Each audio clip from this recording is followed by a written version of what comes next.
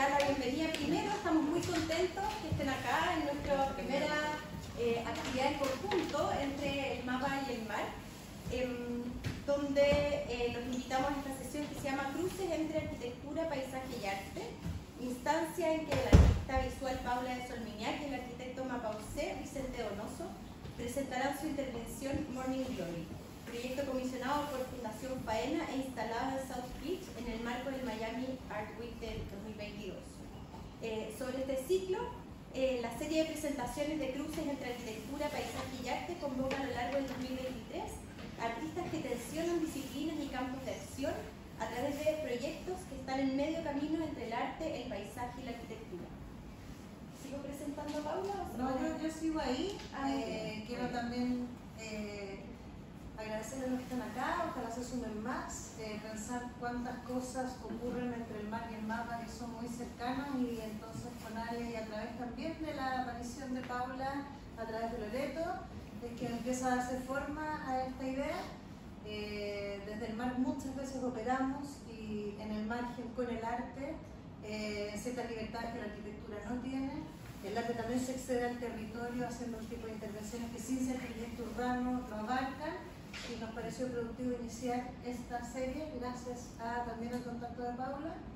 Esperamos que se sumen a las otras y que empiece a ser un interés probable.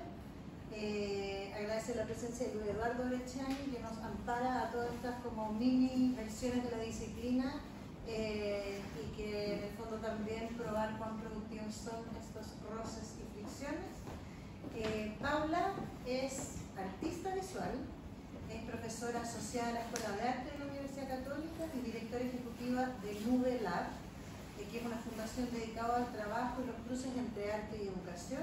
Algo de eso nos van a estar mostrando. También que últimamente han habido hartos cruces con la escuela. Estuvo Nicolás Stutzin en Nube la semana pasada, hoy día Ricardo Green, todos profesores también de aquí.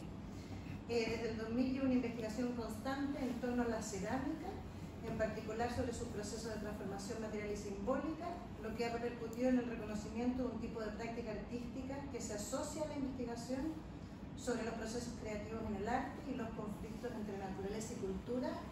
En ese sentido, que el arte también nos enseña a investigar haciendo, algo que quizás la versión más dura de la investigación le cuesta más comprender, y por lo tanto es muy relevante para nosotros lo que nos puedes mostrar.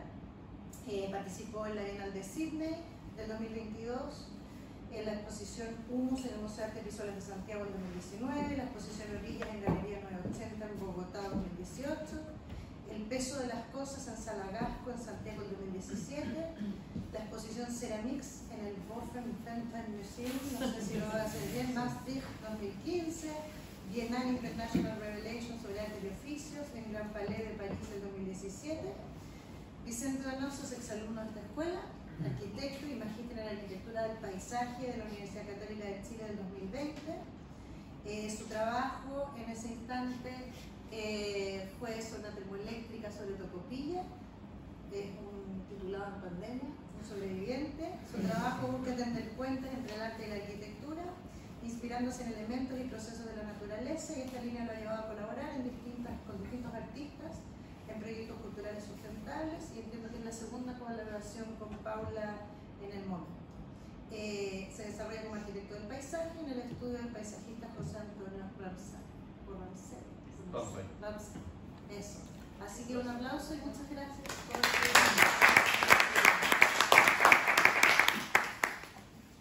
bueno, vamos a empezar, pero antes, Lore, muchas gracias.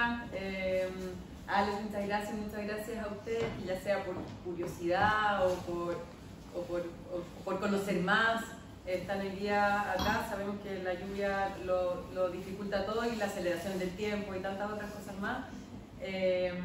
Así que nos sentamos y partimos, y qué rico estar con el vinito. Entonces vamos bueno, no tiene ningún sentido que me siga presentando, pero sí, antes de partir me gustaría volver a decir que para mí es como demasiado importante terminar las conversaciones que hemos hecho en torno a esta hora en arquitectura.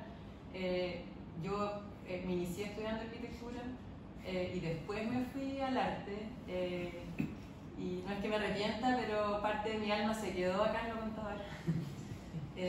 Así que es un terreno en que me interesa incursionar y que gracias al trabajo que estamos haciendo con Vicente ha salido del aula en el fondo y no sé. Entonces vamos a hacer la presentación y después ojalá abrir la conversación a temas que a ustedes les inquieten o les interesen. Así que nada, dejo a Vicente que se presente y después continúo yo con la presentación.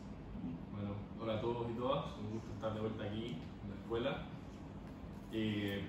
Continuando con la presentación, me gustaría contar un poco el por qué estamos aquí y el cómo también yo he llegado a esta colaboración con Paula.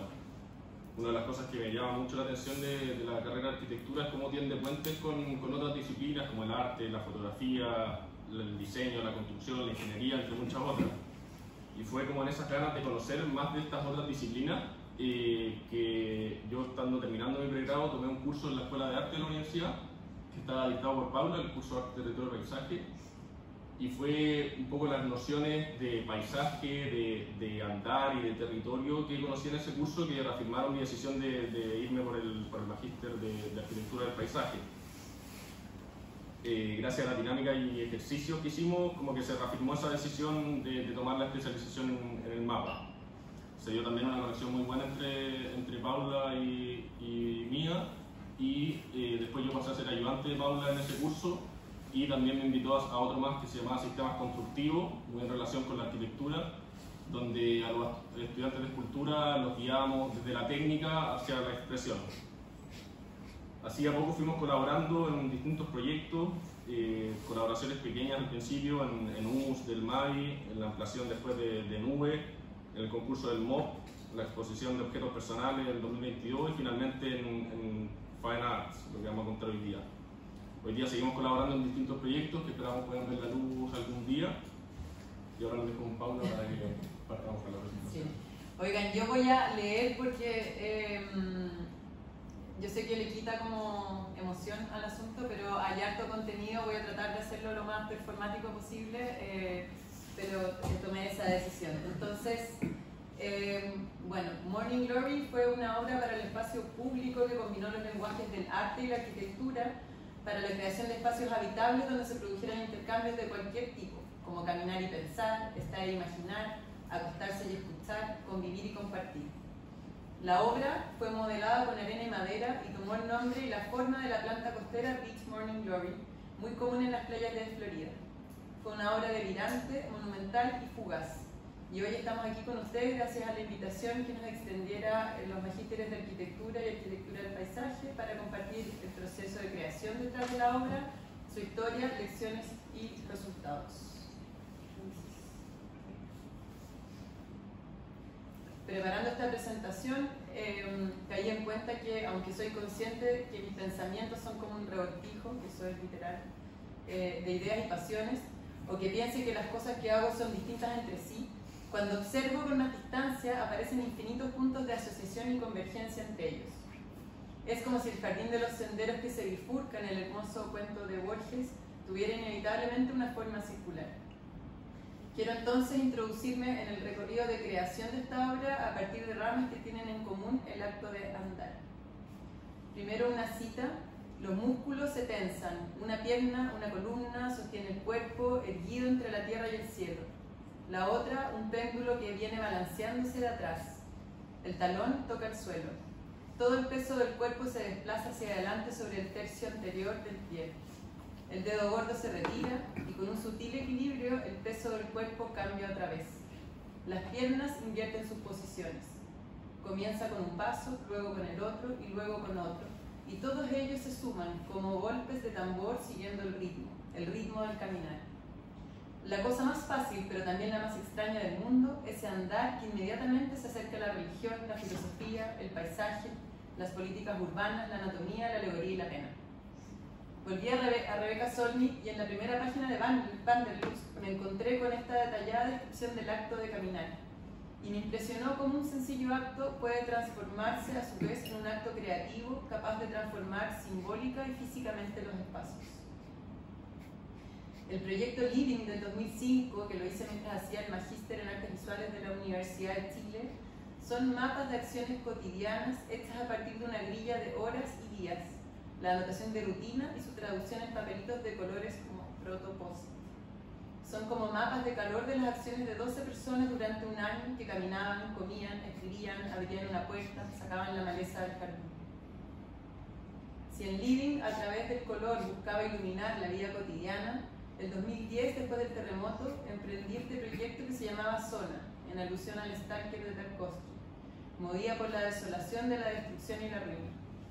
Una serie de obras en cerámica y dibujos sobre pizarras iban consignando recorridos circulares como trotar, comprar pan, salir y volver de casa. A través de intrincadas fórmulas de traducción, el texto que describía el acto se hacía ilegible, pero además era un trabajo de elevado costo de producción material y lingüística para un resultado casi nulo, tal como veía el trabajo artístico en épocas de crisis. Lo ideal sería caminar en un estado en el cual la mente, el cuerpo y el mundo están alineados, como si fueran tres personajes que por fin logran mantener una conversación, tres notas que de pronto alcanzan un acorde. Caminar nos permite estar en nuestros cuerpos y en el mundo sin que ni uno ni otro nos apremie a nada. 2018, el taller se va convirtiendo cada vez más en una práctica cotidiana que se lleva a todas partes, que se contamina de otras prácticas y con desarrollos más intuitivos. Siempre declaro mi origen en la alfarería como el oficio y la materia que preserva mis intereses en formas puras. Dos de ellas, el vaso y el agua, que me llevaron a la instalación de una atrapanieblas en el Tojo, en la Cuarta Región, una pieza textil que hice como un testigo que tomara pruebas de los procesos de transformación del agua que nace en el mar y se evapora en el valle, y que de ahí se hace visible transitoriamente como nieve, ahí, en la punta del cerro. Y este proyecto, Humus, que lo traigo no solo porque fue la primera vez que entendí el museo y sus obras como una forma de crear espacios nuevos, sino porque además fue la primera vez que trabajamos juntos con Vicente. Vicente modeló el suelo para hacer una playa falsa en donde las personas eran invitadas a sentarse y mirar un video que contaba sobre procesos de transformación creativa y de la naturaleza, mientras los otros espacios iban dando cuenta de distintos estados de trasvasije material y simbólicos. Hacer del caminar una investigación, un ritual, una meditación, supone formar un subconjunto especial del caminar, fisiológicamente igual y filosóficamente distinto al modo en que el cartero reparte la correspondencia y el oficinista alcanza su tren. Lo que equivale a decir que el tema del caminar tiene que ver, en cierto modo, con la manera en que revestimos actos universales de significados particulares, como respirar o comer. Caminar puede ser revestido de significados culturales extremadamente diferentes, desde lo erótico hasta lo espiritual, desde lo revolucionario hasta lo artístico. Por otro lado, otras ramas se encuentra Nubelab. Nubelab es un laboratorio de procesos creativos que trabaja con comunidades educativas para brindar experiencias de aprendizaje significativas e innovadoras desde el pensamiento artístico. Nube nació en 2012 como respuesta al contexto sociopolítico que se estaba viviendo en términos educativos. Y fue ahí cuando un grupo de artistas que creemos que el arte genera capacidades fundamentales para el desarrollo humano y por lo tanto debe ser una experiencia presente en la vida de todas las personas, nos juntamos con el sueño de acercar la experiencia y práctica artística a todas ellas, y nuestra estrategia fue hacerlo a través de la educación. Hoy en día tenemos distintos espacios, distintos programas funcionando, programas escolares para el espacio público y de creación de contenidos audiovisuales y materiales. Y nuestra base es un taller que funciona en el Parque Alberto Hurtado. Ya son casi 10.000 niños y niñas que han trabajado con artistas profesores en los distintos programas, 30.000 que han usado nuestros recursos en las escuelas o en sus casas, y 40 artistas que desde la Fundación de Nube hoy en día, han trabajado o trabajan creyendo que el arte debe estar presente de forma más activa y cotidiana en la vida de todos. Dejo esta serie de antecedentes con la sensación de que se me hizo, poco y arbitrario, para entrar de manera más directa a Morning Glory. 2022, y a semanas de haber regresado de la feliz participación en la Bienal de Sydney, feliz por las obras, pero más feliz porque estrenaba mi salida de la pandemia atravesando al otro lado del mundo, me llega un boletín de eFlux anunciando la convocatoria del Premio Faena de las Artes. El llamado era imaginar proyectos monumentales, sensibles y situados en la playa de Miami, en específico en la playa donde se emplaza el Hotel Faena para la Miami Art Week. La playa no me era un lugar ajeno, todo lo contrario, un lugar evocativo donde se me permitía divagar libremente. La convocatoria me hizo recordar una carpeta de mi computador que se llama Sandbox, como el sendero de caminar, y pensaba que Darwin tenía su casa en Kent. Se dice que después de su viaje a bordo del Beagle, Darwin se confinó en su casa dedicado a pensar y adquirió como rutina diaria caminar por un sendero de arena que le llamó Thinking Path. Acudo a esta imagen con frecuencia y siempre me parece vigente y renovadora. La carpeta tenía imágenes de cualquier tipo de caminos: un campo de golf, las Polaroids de Tarkovsky, una playa en el Mar del Plata, parques de diferentes países, etc. Sentía que mi cabeza ya maceraba ideas e intuiciones y, entusiasmada por la posibilidad de un desafío creativo, decidí postular. Ahí es cuando me contacté con Vicente, a quien, como ya saben, había conocido cuando era estudiante. Le conté sobre la convocatoria y lo invité a colaborar dándole origen al proyecto Morning Glory. Recuerdo el día que hice los primeros bocetos, fue un sábado en la mañana. De esa mañana hay hojas en mi cuaderno que consignan las derivas del pensamiento creativo, sobre todo cuando se está germinando una idea. La arena de la playa me hacía pensar en formas sinuosas, cóncavas y convexas. Dibujar en mi cuaderno curvas irregulares y recordé mientras dibujaba la estructura de cantera que realizó el arquitecto Peter Zumthor en las termas de Valls. Miraba esa cueva y pensé en el libro Crónicas del pájaro que da cuerda al mundo, de Haruki Murakami, y de cómo su personaje principal descendía al hondo de un pozo a reflexionar. Asimilé el sentimiento del protagonista de la novela con lo que se puede llegar a sentir en los jardines de Rohan-in, en Kioto. Anoté la frase jardín interior en mi cuaderno junto a la palabra espacios.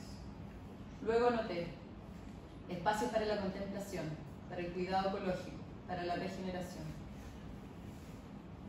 Estaba la arena, lo cóncavo, lo convexo, los jardines y los espacios. Comenzaba a ser recurrente el deseo por cavar, y mi cuaderno se llenaba con dibujos de combinaciones posibles. Entre los dibujos apareció una nota con un asterisco que decía buscar flora nativa. Estaba en eso cuando Vicente me envió un documento donde leí por primera vez acerca de la Beach Morning Glory. Su nombre científico es Ipomea pes caprae, pero me había cautivado su nombre popular, sus semillas viajeras, flotantes y resistentes al agua salada, la facilidad con que llegaba a habitar las costas después de los desastres, y sus capacidades para formar humus y servir de hogar y lugar de procreación de insectos bajo su tejido vegetal. Me sorprendía su resiliencia, y mientras la dibujaba pensaba en la cantidad de relaciones que una simple planta puede generar con su entorno. La siguiente página del cuaderno da cuenta de una idea. El trazo y la repetición demuestran la insistencia por un tipo exacto de dibujo. Hojas, flores y tallos componen el boceto junto a una frase que dice: el humano habita una hoja o una flor como si fuera un insecto. A los pocos días envié un correo a Vicente con unas acuarelas hechas en una croquera, no en mis usuales cuadernos de apuntes diarios, lo que manifestaba el carácter definitivo de la idea. Este dibujo nos acompañaría durante todo el proceso de obra y sería el encargado de revelar mis intenciones: crear un espacio arquitectónico ampliando la escala de la Beach Morning Glory para que pudiese ser habitada y donde la mente, el cuerpo y el mundo entraran en sintonía. Para crear este espacio habían dos procesos asociados a la playa que no podía quitar de mi mente: cavar y modelar. Cavar la arena formando espacios cóncavos y convexos y modelar dichas cavidades con cojines rellenos de la misma arena. El trabajo de creación del proyecto se dividió en dos dimensiones que se fueron entretejiendo: el diseño y la investigación material. Del diseño hubo dos aprendizajes muy distintos entre sí. Por una parte, comprendí que no se puede imaginar algo si no es encarnado en sus materiales. A la hora de maquetear es importante usar los medios más parecidos al resultado esperado. Esto aparece como una advertencia hoy cuando el computador, en su inmaterialidad y perfección, hace parecer que todo es posible. Proyectar una idea con el medio y los elementos más semejantes permite entender mejor sus formas, dimensiones y limitaciones. Una obra de espacios cóncavos y convexos modelada con arena admitía poco dibujo. Mi primer instinto fue llenar entonces una caja con arena y comenzar a modelar con arcilla pequeña hojas del tamaño de mi mano. Lamentablemente esa maqueta se perdió antes de hacerle algún registro. Por más satisfactorio que me resultó el ejercicio, me di cuenta que debía dar un paso atrás y devolverle la idea al lenguaje que le era propio, que es la arquitectura. Aquí mi segunda lección: confiar en el trabajo de Vicente y transformarme en una observadora atenta de cómo estos pequeños objetos, aún arraigados en mi mente, se iban modelando y precisando desde el lenguaje arquitectónico. Una de las diferencias más notables que existen entre el arte y la arquitectura es la escala. Desde el arte es difícil pensar en la escala arquitectónica. Por ejemplo, yo imaginaba cojines de arena como unas verdaderas tumbonas del tamaño de aproximadamente 2 a 3 cuerpos, y que la confección la podría realizar en mi taller. Pronto me daría cuenta de que todo eso era un imposible. Vicente dibujaba traduciendo mis bocetos a planos.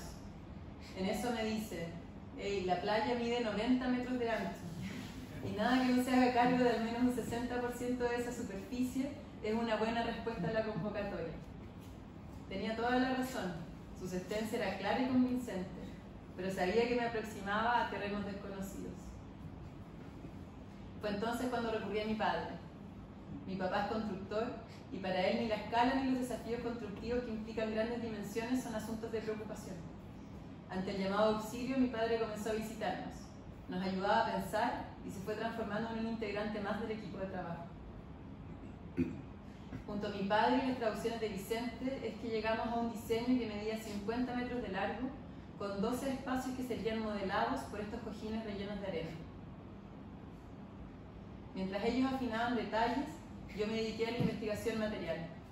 Necesitaba un material textil con procesos de fabricación conscientes con el medio ambiente y con el menor impacto ambiental posible, no solo por cuestiones de lógica de producción éticas y sostenibles, sino porque la idea era hacer aparecer lo dado.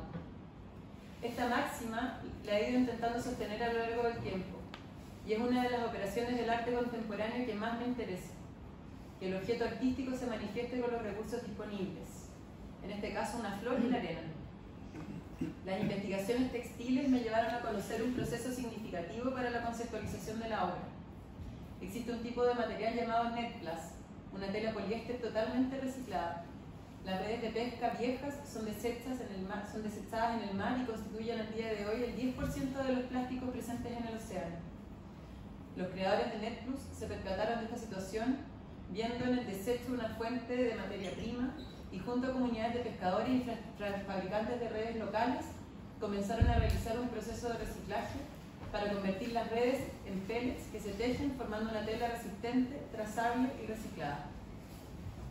Llegué a ellos a través de Patagonia Chile, actuales socios colaboradores, y nos pusimos en contacto y entablamos conversaciones sobre intereses en común. Ellos me derivaron luego a Oceanworks, empresa con base en California que tiene el mayor mercado a nivel mundial de materiales reciclados con plásticos oceánicos y la capacidad de proveer los 1.500 metros de tela que necesitábamos para la producción de la obra. Este es el ciclo de producción que quería desarrollar: recolectar, reciclar y reutilizar. Mis ansias me incentivaron a que el ciclo no terminara ahí y seguir proyectando hasta el uso posterior de la obra. Pensaba en cómo podía volver a reciclar y reutilizar la tela. Hablamos de hacer tote bags cuando la exposición se acabara y así seguir reutilizando de diversas maneras el material textil. La postulación fue enviada los últimos días de julio. El proyecto tenía como título Learning Once, que me pareció sugerente y apegado a lo que se venía levantando.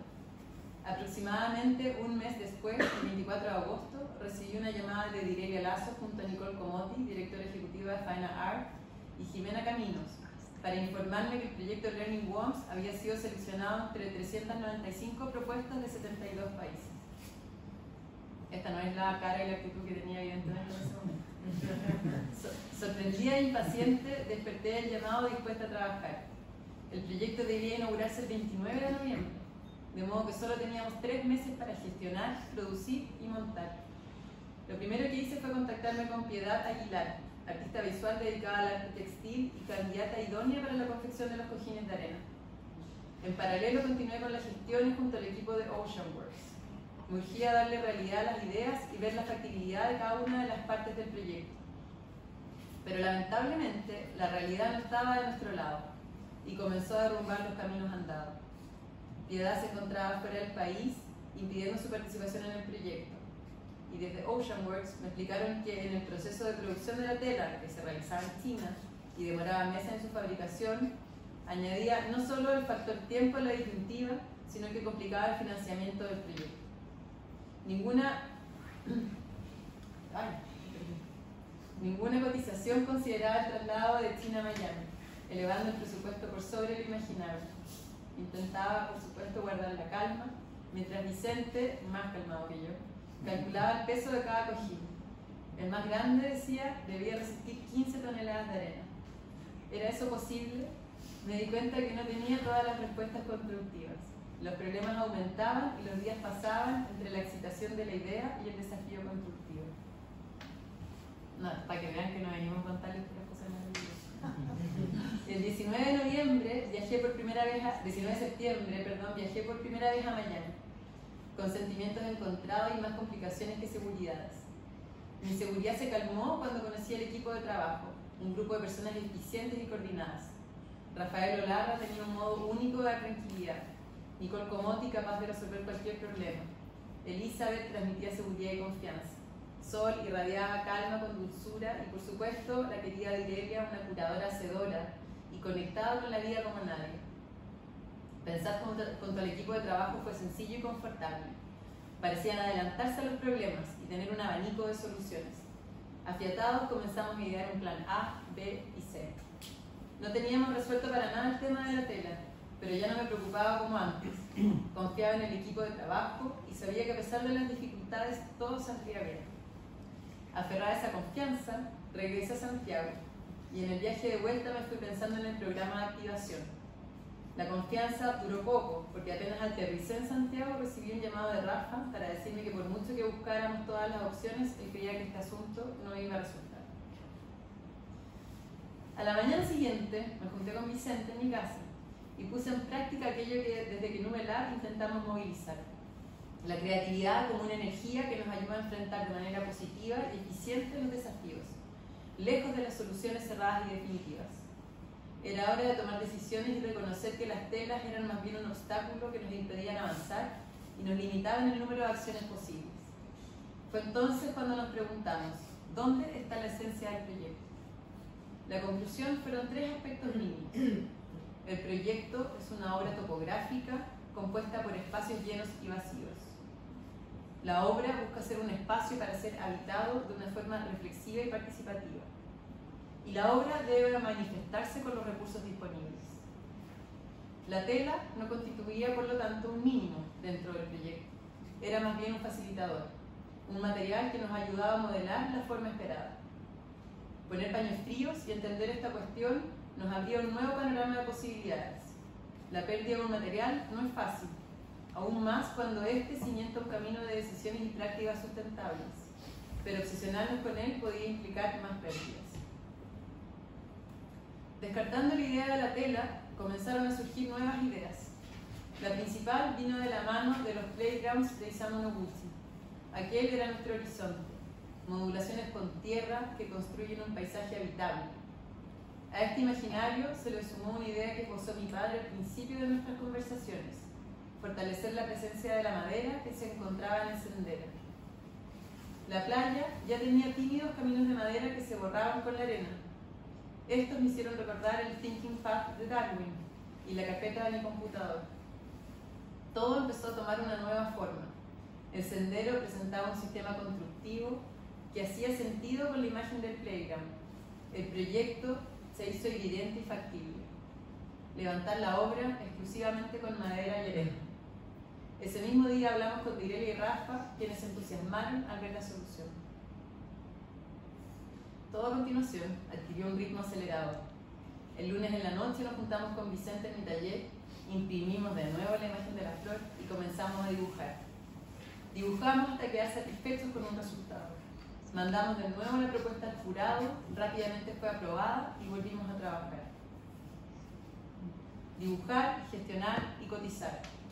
Ya para los primeros días de octubre teníamos un plano con las medidas finales de 54 por 26 metros. Habría que recordar acá el tremendo esfuerzo que fue pasar todo a inches. Un nuevo presupuesto aprobado y a Jerry Torres a cargo de la construcción. Desde ahí el trabajo se dividió en dos. Vicente quedó a cargo de dibujar y gestionar con Jerry y yo me dediqué a leer, investigar y planificar el programa y la publicación impresa. Pero como los procesos no son limpios ni ejecutivos, se fue produciendo una contaminación cruzada entre la arquitectura y el programa, lo que hizo que una cosa nutriera a la otra. Finalmente, el proyecto pasó a llamarse Morning Glory, tomando el nombre y la forma de la flor. La obra consistía en una intervención de arte y arquitectura, que a través de su forma invitaba a estar y recorrer la playa, transformando los tallos en senderos y las hojas y flores en espacios para estar. Cada uno de estos espacios, a su vez, albergaría una actividad asociada al tiempo que se vive en la playa. Para fines de octubre ya había un programa tentativo y un plan comunicacional elaborado junto al equipo de diseño. El 9 de noviembre fue mi segundo viaje, esta vez con mi pareja Manuel, quien me acompañó a recibir el premio. El premio me lo entregó Alan Faena, creador del Distrito Faena, un espacio especializado en la creación de entornos únicos anclados en experiencias culturales y proyectos socialmente responsables que integran residencias y hoteles con artes y espacios eclécticos. Al otro día en la mañana, junto a Direlia, fuimos al taller de Jerry's, en las afueras de Miami, a visitar los avances de la obra. La construcción se había iniciado semanas antes y cada tanto recibíamos imágenes y videos. El viaje y la salida de la ciudad me hicieron pensar en lo poco que conocemos Florida. Ciertas imágenes de Miami son tan pregnantes que han reducido la idea del lugar, cuando en realidad es un territorio diverso, de abundante vegetación y clima acogedor. Pasamos por diferentes paisajes y para llegar donde Jerry. Ahí nos encontramos con Rafa, estuvimos recorriendo los avances de la obra, eligiendo colores, viendo detalles. La manera en que Jerry estaba interpretando los planos de Vicente era bien impresionante. Y el modo en que tanto él como Rafa y Direlia trabajaban me recalcaba que compartíamos la misma visión sobre lo que estábamos haciendo. Se trataba de una construcción colectiva en donde cada parte aportaba con algo, pero ninguna parecía ser más importante que la otra. Mi dibujo era la guía, el de Vicente las medidas, y la construcción de Jerry era su materialización en la escala real. A continuación le daré la palabra a Vicente para que cuente sobre el proceso de construcción y montaje. ¿Nos comemos del puesto? No, sí. ¿Y yo te voy pasando? Sí. Bueno, muchas gracias, Paula. Antes de llegar a la experiencia de construcción como tal, quiero dar igual unos pasos atrás y contar un poco cómo fue el proceso de traducción del lenguaje del arte al lenguaje arquitectónico. Y es que me parece muy interesante cuando dices que una de las diferencias más notables que existe entre arte y arquitectura es la escala. Ahora miro hacia atrás y me parece casi mágico cómo se dio ese diálogo, esa traducción desde el lenguaje artístico. Paula le daba peso y sentido a la idea y yo traducía ese lenguaje de la arquitectura, donde la idea adquiere medidas, materiales, alturas, colores, sombras, etc. El campo de encuentro entre un lenguaje y otro fue el paisaje, o sea, la playa. El proceso de traducción se desarrolló de tal manera que nos permitió hacer aparecer algo que ya estaba ahí, como si el acto de Paula y mío fuera en realidad la traducción de un lenguaje invisible del paisaje, que está esperando ser revelado. Es lindo alcanzar ese espacio en donde la obra se desenvuelve a sí misma y uno es un instrumento de esa revelación. A propósito de la escala, recuerdo que el primer ejercicio que hicimos fue escanear la acuarela de la Beach Morning Glory que hizo Paula y colocarla digitalmente sobre la foto aérea de la playa de Miami, vista en planta. Paula tenía la idea de las tumbonas en mente y al escalar la acuarela para calzar con esa idea me di cuenta que la costa era muy ancha y para hacer algo potente había que llevar a la Morning Glory a una escala mucho mayor. Fue gracias a esa perspectiva aérea que llegamos a la escala adecuada y así el paisaje nos dio las claves del tamaño que debía tener la obra. De ahí en adelante, con todos los cambios que hubo, el proceso de diseño se volvió, tal como mencionaba Paula, un asunto de escala. En la vista aérea, que ronda la escala 1 a 1000 centímetros, la obra era una pieza dispuesta en el paisaje que necesitaba un tamaño en relación con el contexto. Una vez resuelto, se pasa a la escala 1 a 500, donde se resuelve la orientación de la pieza, la distancia de los elementos existentes y las medidas generales. En la escala 1 a 250 se resuelve el tamaño de cada uno de los espacios creados, hojas y flores, la separación entre una y otra, el largo y ancho del sendero, y así la escala humana ya es palpable. La vista en planta ya no es suficiente. Se recurre a la isometría para dar cuenta de las 3 dimensiones de cada uno de los espacios y elementos a construir. La altura y profundidad eran clave para darle identidad a cada uno de los espacios y generar momentos particulares en el recorrer de la playa. Por restricciones de la ciudad, la profundidad a la que se podía cavar era muy limitada, de tan solo 1 metro. Esto hizo que la obra, vistas en las escalas más grandes, no tuviera tanta presencia en el eje vertical.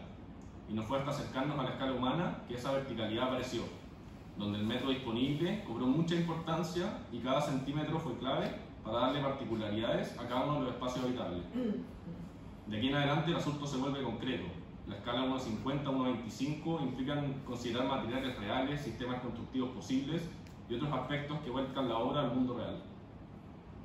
Una vez estuvieron listos los planos generales y los detalles de cada una de las piezas, con la mayor cantidad de información posible, se despacharon a Estados Unidos y Jerry inició la construcción con su equipo en la finca. Como contó Paula, en su segundo viaje pudo visitar el taller de Jerry y ver la construcción de las piezas, lo que le permitió volver con las dudas que implica meterse en los detalles mínimos de la construcción. En este tipo de casos, donde los plazos son muy ajustados y se corre contra el tiempo, las decisiones deben ser tomadas de manera muy rápida y efectiva. Con la visita de Paula pudimos observar aspectos que iban a requerir ser resueltos más adelante y anteponernos a ellos para pensar bien en las decisiones. Cómo se esconde la tira LED de la iluminación, cómo se pinta la obra para darle mayor profundidad, para que parezca salida de la playa, etc. Y así, en nuestra última reunión en Chile, coordinamos para que en el tercer viaje yo partiera unos días antes a guiar y supervisar la instalación de la obra en la playa. Paula viajaría unos días después. Recuerdo llegar y partir junto a Ileria a la playa a ver el sitio donde se estaban dejando las piezas. Lo primero que me sorprendió fue la escala y el despiece que habían hecho en el taller. Me di cuenta que en el proceso de diseño no planeé el transporte de las piezas del taller a la playa, y fue decisión de Jerry seccionar cada una de las macro piezas en 5 a 6 piezas más pequeñas que le permitieran subirlas a un camión y tráiler para llevarlas a la playa. Requirió cerca de 10 viajes para moverlas todas, lo que ya daba cuenta de la envergadura del proyecto. Lo siguiente fue delimitar el espacio donde iba a posicionarse la pieza, cercarlo e iniciar con el trazado de la obra. El sendero era el eje principal del proyecto, por lo que partimos por ahí. Se colocaron las primeras piezas y eso fue guiando el trazado de las hojas y flores. Para colocar las piezas de las hojas hubo que cavar con maquinaria unos tremendos hoyos en la arena, llegar a la profundidad indicada e ir colocando una a una cada sección que formaba la hoja 1. Era como armar un puzzle en 3 dimensiones. La maleabilidad de la arena ayudó un montón para nivelar correctamente las piezas. Cuando una de las piezas quedaba muy alta, a punta de pala se le quitaba arena y se nivelaba. Cuando quedaba más baja, se levantaba a mano y se le metía arena bajo los apoyos. El equipo de construcción hizo un trabajo excepcional en el armado y montaje de las piezas, donde las uniones quedaron prácticamente imperceptibles. Todo iba según lo presupuestado, buena parte del sendero instalado y las hojas 1, 2 y parte de la 3 ya estaban instaladas, que por cierto eran las más grandes y complejas. Hasta que de pronto de la municipalidad nos pararon la obra por reclamos efectuados por algún vecino. De los 9 días que teníamos programados para la instalación y el montaje, incluyendo pruebas de iluminación y días de reserva en caso de cualquier problema, pudimos trabajar 3 días hasta que nos pararon. Estuvimos 5 días detenidos y recién nos autorizaron a seguir el montaje a 36 horas de la inauguración. No había tiempo que perder. A 36 horas de la inauguración nos organizamos con el equipo de Jerry para trabajar sin parar en lo que sería una jornada maratónica. Gracias a que ya habíamos alcanzado a instalar el tallo y las hojas más complejas, pudimos avanzar con mayor eficiencia y rapidez. A diferencia de las hojas que se hundían en la arena, las flores sobresalían, lo que también ayudó a que este contratiempo no nos retrasara tanto y fuera fácil y rápido colocarlas. Detrás iba un equipo repintando y perfeccionando detalles y otro equipo cambiando la iluminación. Después de muchas horas de esfuerzo y siendo las 6 de la tarde del día martes 29 de noviembre, la obra estaba montada y lista para su inauguración. Antes de la apertura nos reunimos con el jurado, conversamos y recién en ese momento, con todo el equipo congregado, empezamos a disfrutar del logro. De a poco comenzó a llegar gente, se recitaron los discursos preparados, la gente se multiplicó y el espacio se activó. Como primera activación del programa se contactó un grupo de percusión, pero ese relato se lo encargué a Paula, que desarrolló un programa de activación súper detallado. Al igual que Vicente, daré un paso atrás para contarles en qué estaba pensando y cuáles eran mis motivaciones para realizar el programa de activación. Para luego volver al mismo día, martes 29 a las 18 horas, cuando todo empezó a tomar vida.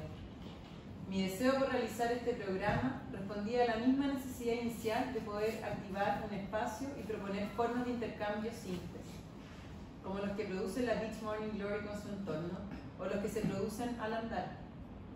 En mi interior se mezclaban las lecturas de Cobain sobre la playa, de Mancuso sobre la inteligencia vegetal y de Haraway sobre el pensamiento tentacular, también de Wolf con sus trayectos, de Mauss con sus gestos de reciprocidad. De alguna forma, quería que todas esas lecturas y pensamientos que habían alimentado el proyecto fueran parte del programa de activación. Cuando recorrí la obra en el taller de Jerry, me percaté que en ella yacía una historia que corría de manera muy distinta a lo que nos acostumbramos. Paseamos por la playa caminando por la orilla del mar, en su horizontalidad. Esta narrativa, en cambio, la atravesaba. Partía del acceso a la playa desde el hotel y terminaba a orillas del mar. Me gustaba cómo ese relato invitaba a acercarnos a la playa de manera distinta, por lo que me basé en ella para generar el programa. Y así, mediante actos, ir acercándonos al mar. Fue así que ideé actos o actividades que se realizarían todos los días en cada espacio de la obra, partiendo por el sendero y terminando en las dos pequeñas secciones de madera más cercanas al mar y que eran los brotes nacientes de la flor, que coloquialmente llamamos los bancos de los enamorados. Este plan quedó estipulado en el catálogo que realizamos junto al equipo de diseño de Faena. Pero el programa era ambicioso. Tenía actividades para el público general, escolares, jóvenes, voluntarios y científicos. Direlia me había advertido que para dar Basel el ritmo de la ciudad se alteraba, siendo imposible andar en auto, agendar eventos y menos aún movilizar grupos tan específicos. Como venía poniendo en práctica la creatividad como principio base ante los desafíos, no me preocupaba cambiar los planes, por lo que me preparé para activar el espacio no solo colectivamente, sino como una extensión de mi taller. Recolecté materiales que uso habitualmente como cerámicas, cuerdas y telas. Mi segundo programa de trabajo consistía en habitar los espacios de la obra y pensar hacer sobre todas aquellas ideas y lecturas que habían quedado invisibilizadas pero que estaban implícitas en el proyecto y en el programa. Fue así que llegamos al día de la inauguración de ese martes 29 de noviembre a las 18 horas. Luego de unas extensas jornadas de montaje, la obra estaba montada y fue emocionante ver su proceso hasta estar ahí, en la playa.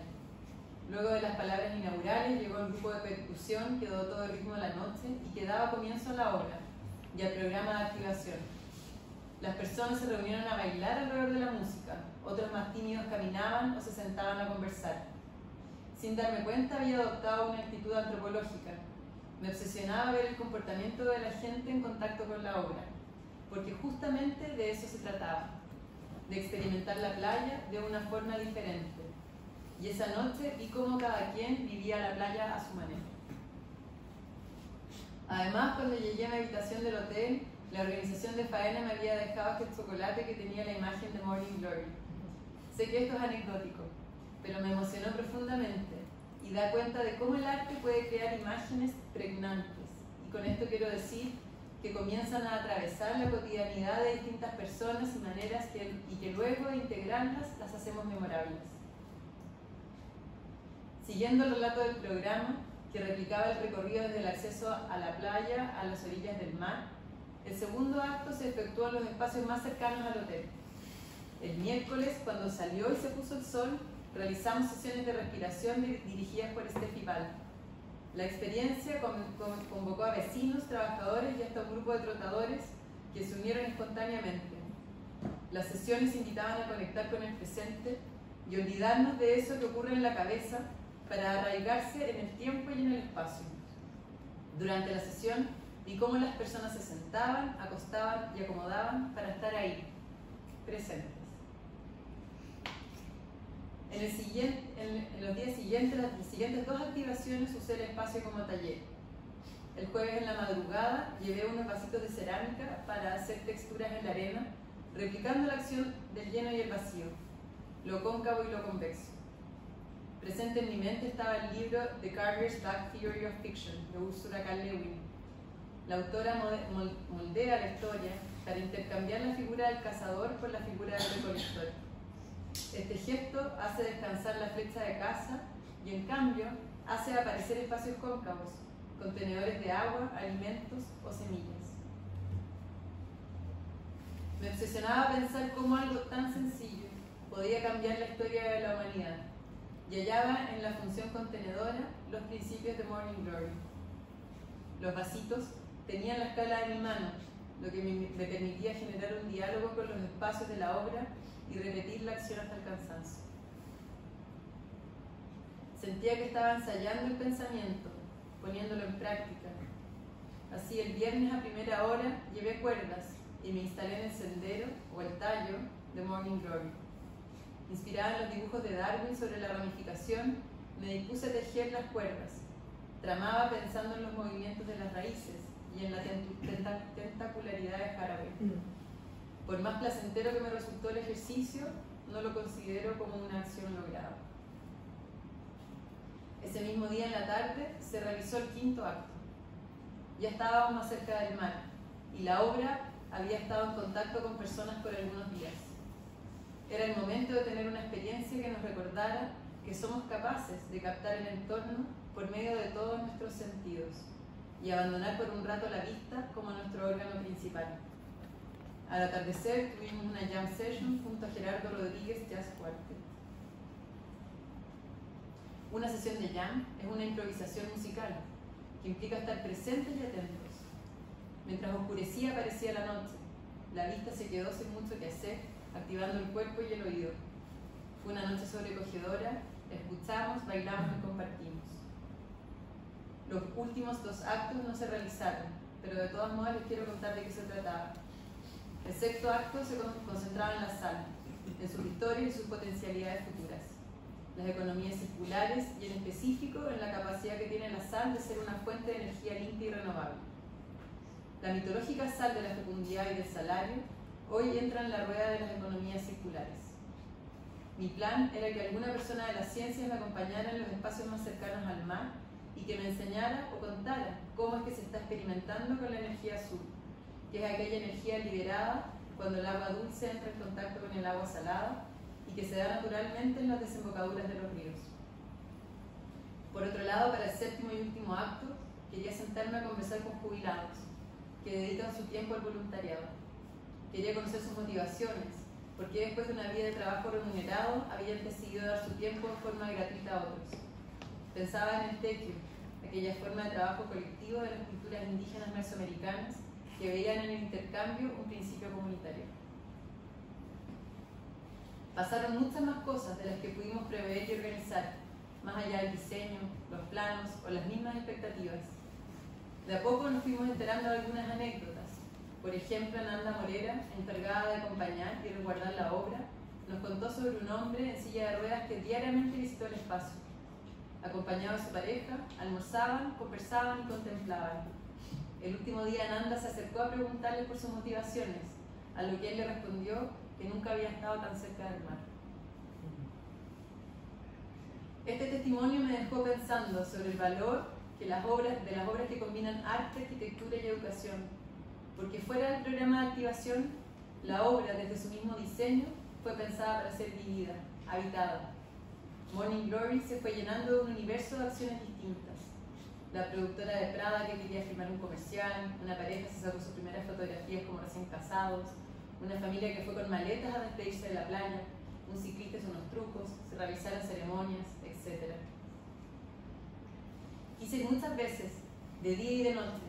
Iba sagradamente antes de dormir y siempre vi a alguien haciendo algo distinto. Quizás ese es el valor de una obra que convive de manera efímera con el espacio público. La emoción del evento y la novedad hacen que no alcance a ser absorbida por la ceguera de la cotidianidad. Una de las conversaciones recurrentes durante el diseño y rediseño del proyecto fue la posibilidad de donar la obra para que pudiera ser instalada de forma permanente, o al menos por un tiempo prolongado, en algún lugar independiente de la playa. Nicole comenzó hablando con agentes estatales para ver la posibilidad de extender los permisos. Lejos de eso, mi posibilidad Lejos de eso, mi sueño era que volviera a instalarse en un parque público y que la vegetación comenzara a apropiarse de cada recoveco hasta formar un gran musgo con la forma de la flor. Tristemente nada de eso sucedió. Una vez finalizada la Miami Art Week, expiraron los permisos y fue imposible gestionar una donación ante la velocidad exigida para el desmontaje.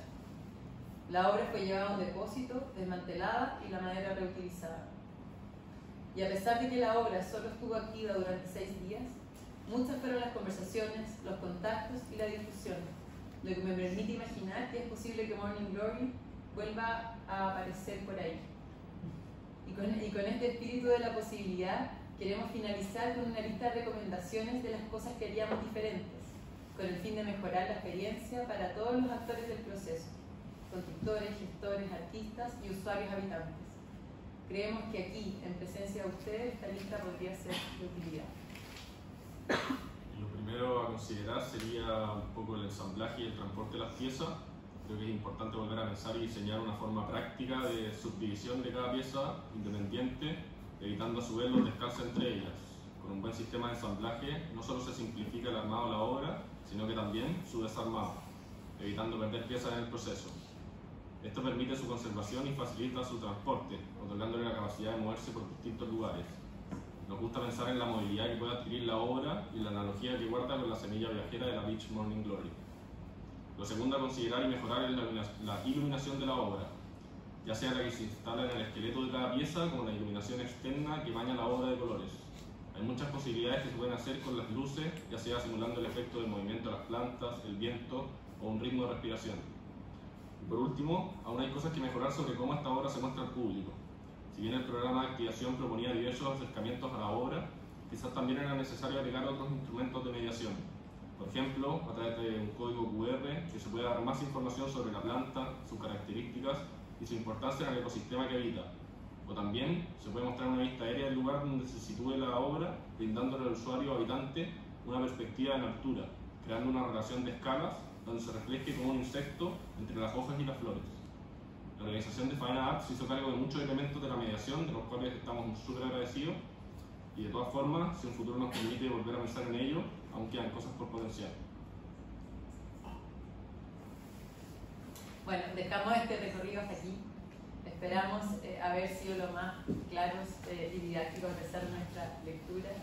Les volvemos a agradecer habernos recibido y felices de abrir la conversación si alguien tiene ganas. Sí, muchas gracias.